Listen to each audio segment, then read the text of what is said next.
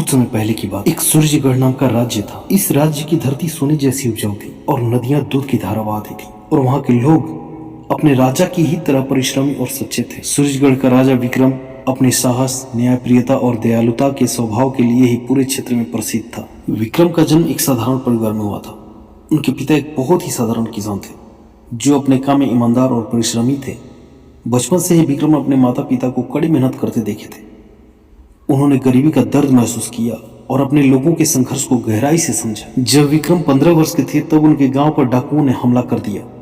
उनके पिता ने डाकुओं का साहसपूर्वक सामना किया, लेकिन इस संघर्ष में उनकी मृत्यु भी हो गई। इस घटना ने विक्रम को अंदर से हिला दिया और उन्होंने अपने गांव और लोगों की रक्षा के लिए दृढ़ संकल्प लिया। अपनी जवानी में विक्रम जंगल में तपस्या कर रहे एक साधु से मिले। साधु ने उन्हें वीरता और नेतृत्व का पाठ पढ़ाया। साधु ने कहा, यदि तुम अपने मन में साहस और धैर्य रखोगे तो एक दिन तुम अपने राज्य को उन्नति के शिखर पर पहुंचाओगे। विक्रम ने साधु के बताए मार्ग का अनुसरण किया और खुद को शारीरिक और मानसिक रूप से मजबूत बनाया। गुरुकुल में उन्होंने युद्ध कला, राजनीति और प्रजा के कल्याण की शिक्षा ली। वहाँ उन्होंने दोस्ती और नेतृत्व का महत्व भी सीखा। गुरुकुल से लौटने के बाद विक्रम ने अपने गांव को संगठित करना शुरू कर दिया। विक्रम की वीरता और कुशलता की चर्चा पूरे क्षेत्र में फैल गई। जब सूरजगढ़ के राजा ने सुना कि विक्रम ने अकेले ही डाकुओं के एक बड़े दल को हरा दिया तो उन्होंने विक्रम को अपनी सेना में शामिल होने का निमंत्रण दिया। विक्रम ने राजा की सेना में शामिल होकर अपनी योग्यता का परिचय भी दे दिया। एक दिन सूरजगढ़ के राजा अचानक गंभीर रूप से बीमार पड़ जाते हैं। उनके पास कोई उत्तराधिकारी नहीं था। उन्होंने अपने मंत्रियों और प्रजा से परामर्श किया। प्रजा ने सर्वसम्मति से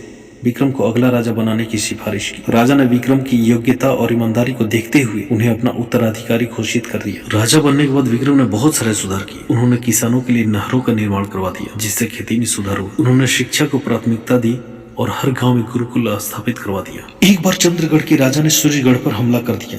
चंद्रगढ़ का राजा अत्यंत क्रूर था और उसने सूरजगढ़ की प्रजा को गुलाम बनाने की तैयारी कर ली थी। विक्रम ने अपनी सेना को संगठित किया और खुद ही युद्ध का नेतृत्व किया।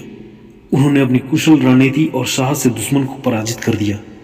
इस युद्ध से उन्हें अजय राजा का खिताब भी मिला। राजा विक्रम ने हमेशा प्रजा की भलाई को प्राथमिकता दी। उन्होंने यह सुनिश्चित किया कि हर व्यक्ति को न्याय मिलना चाहिए। एक बार एक गरीब किसान राजा के दरबार में आया और उसने अपनी समस्या बताई। राजा ने तुरंत उसके समस्या का निवारण कर दिया। इससे प्रजा में उनके प्रति आदर और भी बढ़ गया। हालांकि विक्रम का शासनकाल बहुत ही शांतिपूर्ण और समृद्ध था, लेकिन उन्हें कई चुनौतियों का भी सामना करना पड़ा। उनके मंत्रिमंडल में कुछ लोग ऐसे थे जो उनकी लोकप्रियता से ईर्ष्या करते थे और उन्होंने राजा के खिलाफ षड्यंत्र रचने की कोशिश भी की, लेकिन विक्रम की बुद्धिमत्ता और सतर्कता ने उन सभी योजनाओं को विफल कर दिया। राजा विक्रम ने अपने पूरे जीवन में अपनी प्रजा के लिए सेवा की। उनकी मृत्यु के बाद भी उनकी विरासत जीवित रही। सूरजगढ़ आज भी उनकी वीरता और न्यायप्रियता के लिए उन्हें याद करता है। उनकी मूर्ति राज्य के मुख्य चौराहे पर लगी है, जो हर आने जाने वाले को प्रेरणा देती है। यह कहानी राजा विक्रम की महानता और संघर्षों की याद दिलाती है।